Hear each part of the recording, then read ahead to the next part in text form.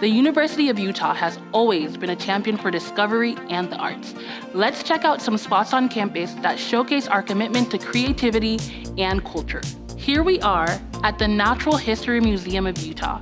This 163,000 square foot museum opened its doors in 2011, but was originally located in what is now the Crocker Science Center on President Circle for over 40 years. It features many exhibitions that showcase the natural wonder of our state and world.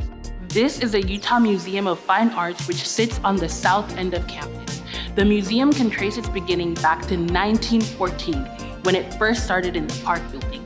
It is the only institution in the region that cares for an extensive and diverse art collection from around the world. There is no better place to connect with the beauty of the Utah landscape than right here at Butte Garden.